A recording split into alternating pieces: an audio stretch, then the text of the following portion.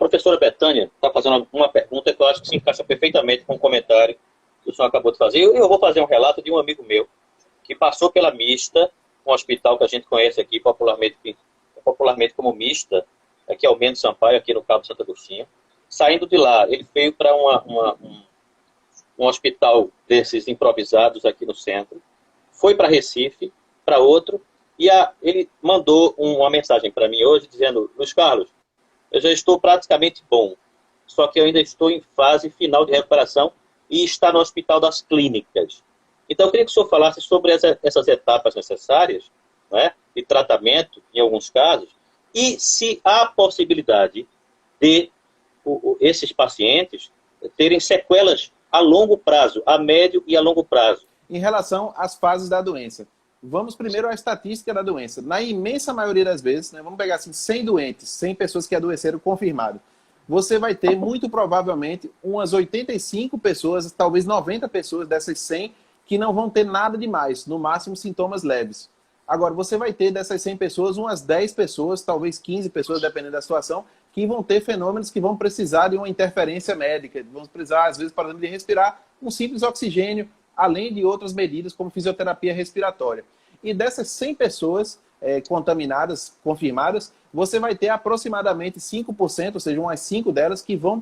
agravar e vão precisar de intervenção em ambiente intensivo, que são as UTIs que você está vendo sendo criadas, as UTI Covid, por exemplo, ou outros ambientes intensivos também.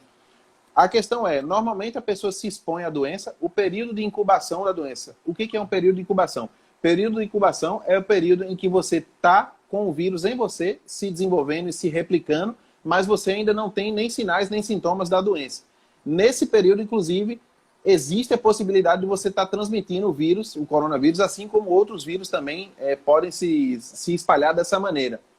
Claro, é muito menos provável que uma pessoa nessa fase transmita o vírus do que uma pessoa tossindo e botando secreção para todo lado.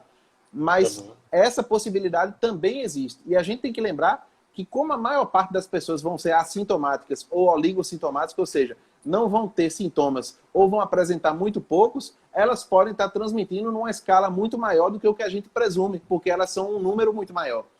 Então, você vai ter uma fase inicial da doença, em que a pessoa vai ter uma dor, moleza, febre, tosse seca, pode ter sintomas gripais como congestão nasal, nariz entupido, pode ter também diarreia, dores pelo corpo, além de tosse seca também. Isso daí pode ficar nisso, a pessoa resolver daqui a alguns dias, o próprio sistema imune da pessoa tem uma resposta adequada, não sendo aquela resposta avassaladora que acontece em alguns. E isso daí vai resolvendo, a tosse pode durar alguns dias, até mesmo 1 ou 2 semanas, até ir resolvendo completamente. Ou a pessoa pode, depois de alguns dias, como por exemplo 4 ou 5 dias, evoluir para uma forma mais grave, em que o vírus afeta boa parte do pulmão, com aquele padrão que a gente está acostumado a ver na TV, que é um padrão em que ele afeta a região de troca dos gases entre os alvéolos e os bronquíolos e a rede sanguínea que a gente tem nos pulmões, além disso fazendo com que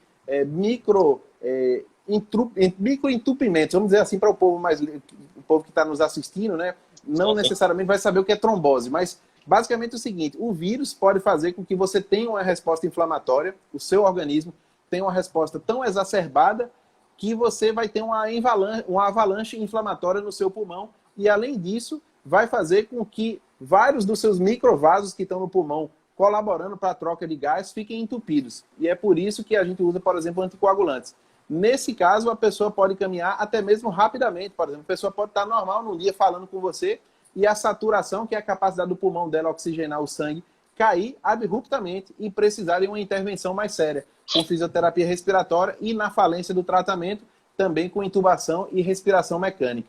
Vale dizer, por exemplo, que nem todo lugar está equipado para saber exatamente qual é o melhor momento de fazer a intervenção. E por isso mesmo, se recomenda que nas pessoas que agravam, que a intubação seja precoce, por exemplo, que o tratamento seja precoce, ou então se usa outro recurso também, Luiz Carlos, que é a pronação, é você deitar o paciente de barriga para baixo no leito, que isso melhora a capacidade do pulmão funcionar e oxigenar o sangue, e às vezes também evita que o paciente precise ser entubado, dependendo da situação. Mas o ideal é que a gente tivesse os equipamentos adequados, Tem um equipamento, por exemplo, que é muito importante para pessoas que estão tendo problemas respiratórios, que é o gasômetro. Você tira uma amostra de sangue da pessoa e vê como está a oxigenação do sangue dela no nível molecular. E isso é importante porque vai determinar quando a gente, por exemplo, vai achar que é necessário mudar o padrão de ventilação da pessoa, mudar a terapia ventilatória da pessoa, ou às vezes até mesmo intubar, ou então avaliar os parâmetros de intubação para melhorar uma coisa ou outra se for necessário.